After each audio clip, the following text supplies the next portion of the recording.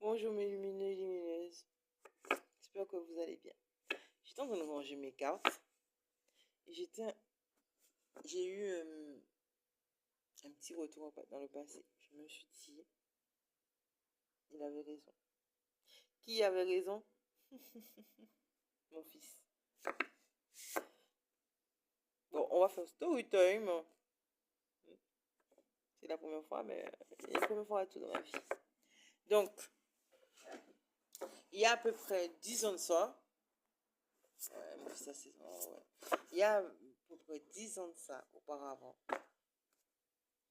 Je rencontre une dame en sortant de l'école de mon fils, qui est au primaire, et qui me dit, oui, bonjour madame, votre fils a dit à mon fils que vous êtes une sorcière. Hmm?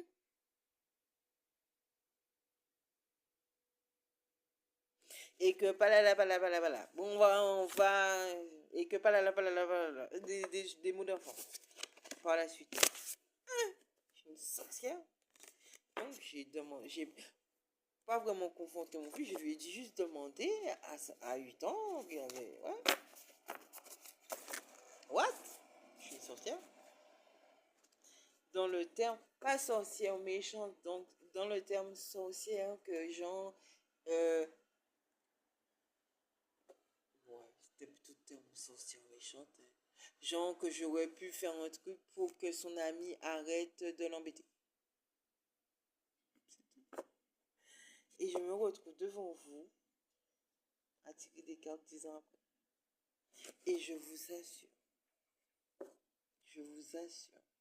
qu'il y a 10 ans auparavant, je ne tirais pas les cartes. J'étais déjà intuitive, comme tout le monde. Je faisais déjà des rêves prémonitoires, comme tout le monde. Je pensais que c'était normal. Les déjà vus. Je suis sûre que vous connaissez plein des déjà vus, genre quand vous étiez un peu plus jeune. Oui, des déjà vus. Genre, t'es arrivé de ça, oui, ça se reproduit. Moi, pour moi, c'était normal. Donc, voilà.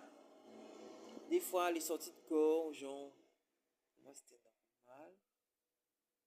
Je donnais pas plus d'importance à cela, puisqu'en fait, je voyais mon corps, mais pour moi, j'étais en train de rêver.